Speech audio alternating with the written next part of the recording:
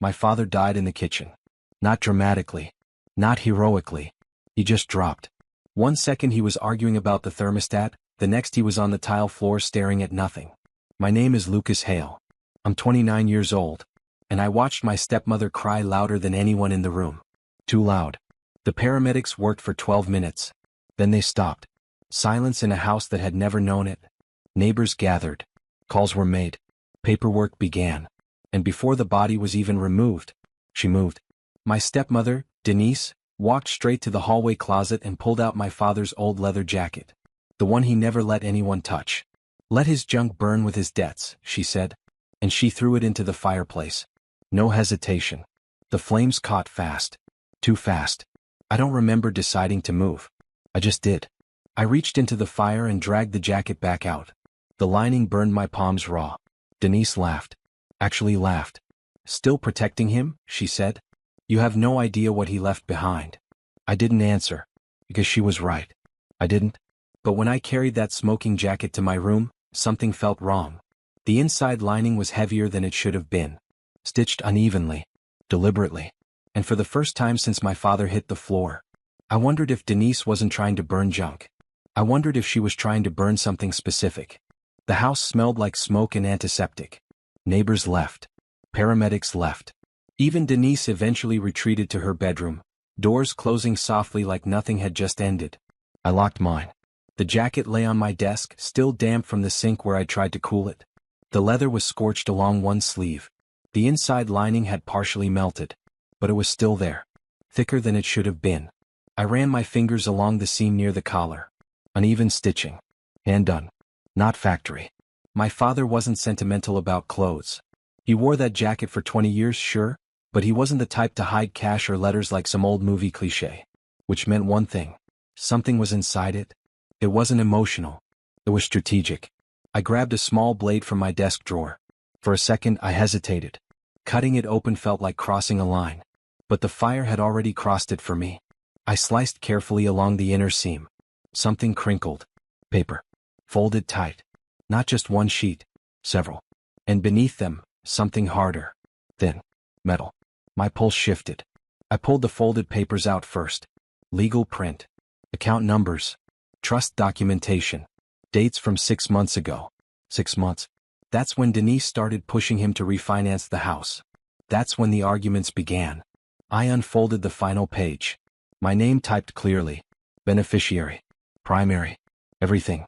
A knock hit my door. Soft. Controlled. Lucas, Denise called sweetly. You're not doing anything stupid in there, are you? I folded the papers once. Twice. Slid them under my mattress. The metal object I kept in my palm. Just cleaning up, I said. The knob turned. Locked. She paused outside the door. Then a soft chuckle. You always were dramatic, Denise said. Your father left nothing but bills. Footsteps retreated. I waited until I couldn't hear her anymore. Then I looked down at what I was holding. A small brass key. Not decorative. Stamped with a bank logo. And a number. Safe deposit box. My pulse slowed. 6 months ago he began arguing with her about refinancing. 6 months ago he opened a trust in my name. 6 months ago he stitched something into a jacket he knew she hated. This wasn't paranoia. It was preparation. I unfolded the documents again. The trust wasn't small. It wasn't symbolic. It was everything. The house. The investments. His private equity stake. All redirected. Signed. Witnessed. Seal. Except one line caught my attention. Activation upon confirmation of natural death. Natural. My stomach tightened. My father didn't have heart issues. No medication. No history.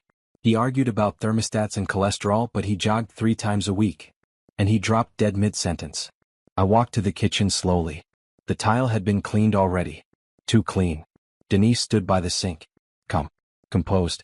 You should call the estate attorney tomorrow, she said casually. Make sure you understand how little there is. I studied her face. Not grief. Not shock. Control. And for the first time, a thought surfaced that I didn't want to have. What if the jacket wasn't the only thing she tried to burn? What if she was making sure something else never surfaced? I didn't accuse her. Accusations are for people who don't have leverage. I had documents. A key.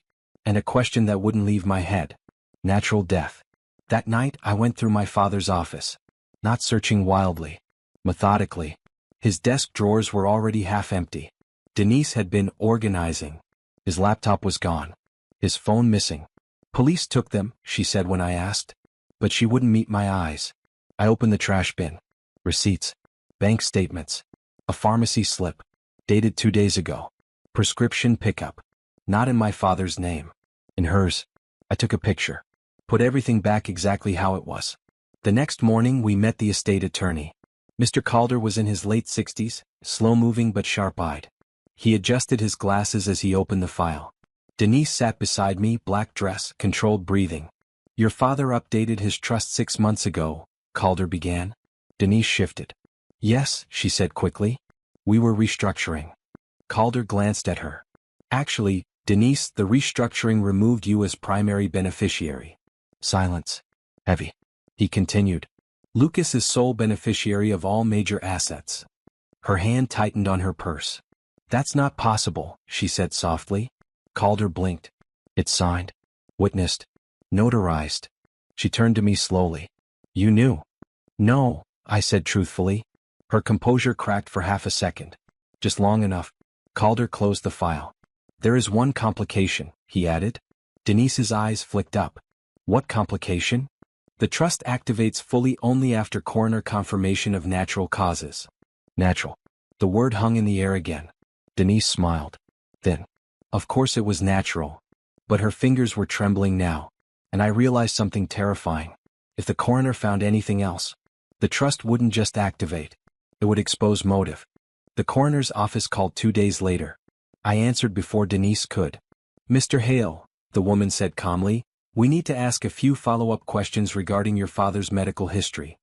He didn't have one, I replied. Pause. That's what concerns us. Denise was standing across the kitchen when I hung up. What did they say? She asked too quickly. Routine clarification, I said. She nodded.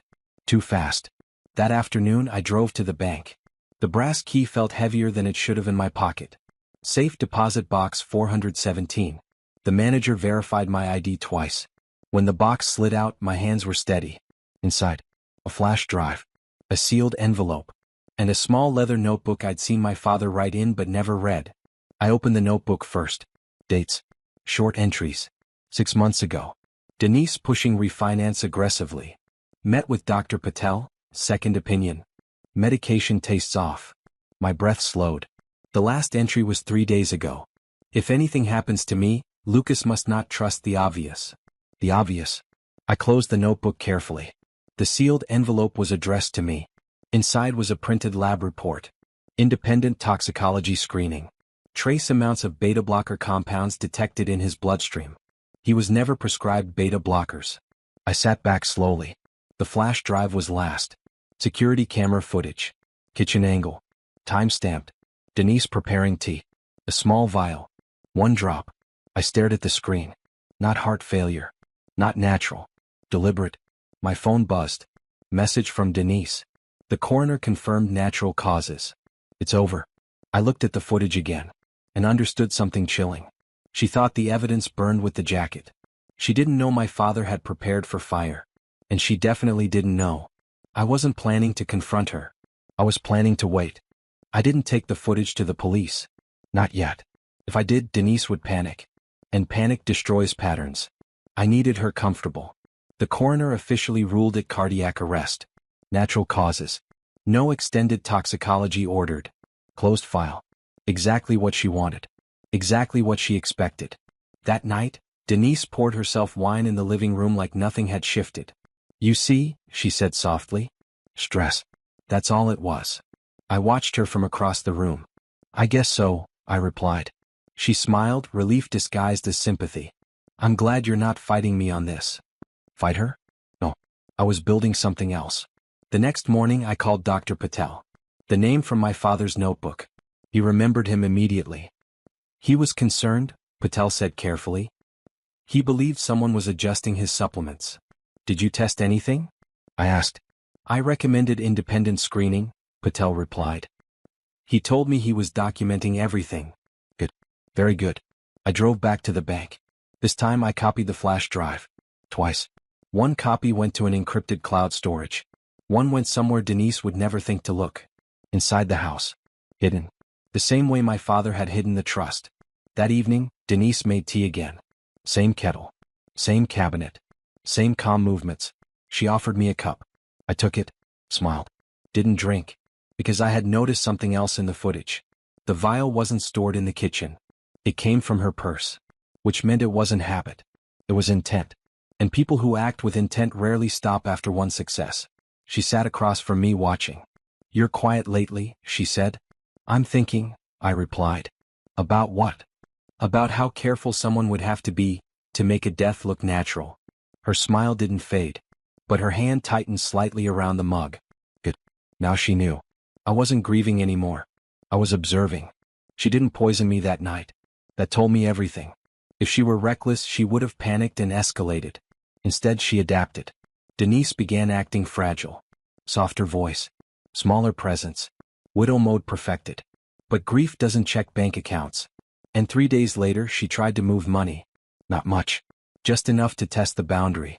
The joint account. I had already flagged it. The transfer bounced. She came into my room that evening without knocking. "They froze the account," she said carefully. "It must be some mistake."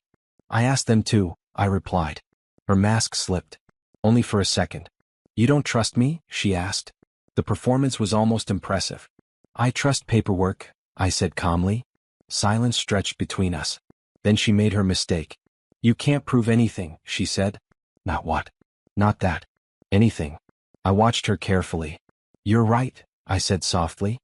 And that confused her. I stood up slowly and walked to my desk. Opened my laptop. Turned the screen toward her. Kitchen footage. The vial. The drop. Her face drained of color. For the first time since my father died, she looked afraid. "You think that's enough?" she whispered. "No," I said honestly. "It's not." And that was the truth. Video shows action. It doesn't show substance. She leaned back slightly, regaining composure. "You'll ruin yourself chasing ghosts." I nodded. "Maybe." Then I said something I hadn't planned to say. "Or maybe I'll let you think you're safe." That was when I saw it. Not fear. Not guilt. Calculation again. And I understood something dangerous. She wasn't worried about me. She was worried about what my father left in that safe deposit box. Because she didn't know what else he documented. And neither did I. Not yet. I didn't call the police the next day. Or the day after. Denise expected a dramatic move. Accusation. Arrest. Public spectacle. Instead, I filed a civil petition. Quietly. For independent exhumation. The footage wasn't enough for criminal charges. But the trust clause was. Activation upon confirmation of natural death. If death was ruled not natural, the estate didn't just transfer. It froze. Until investigation concluded. Denise didn't know that. She showed up at my door 3 mornings later, pale, shaking, holding a court notice. "You exhumed him?" she whispered. I didn't answer. The second autopsy found what the first didn't look for. Elevated synthetic beta blocker concentration inconsistent with accidental exposure. Not enough for murder charges. Enough for suspicion. Enough to reopen everything. Bank accounts frozen. Estate under review. Insurance claims suspended. Her face when she realized the house wasn't hers anymore. That was the moment she truly understood. "You're destroying everything," she said. "No," I replied. "I'm preserving it." Weeks later, the prosecutor declined criminal filing due to insufficient chain of custody proof. Technicalities protect careful people. But civil court doesn't need beyond reasonable doubt. Only preponderance. She lost claim to the estate. Left quietly. No dramatic arrest. No confession. Just consequence. I kept the jacket. Repaired the burned lining. The trust activated fully 6 months later. Sometimes I sit in my father's office and reread the last line he wrote.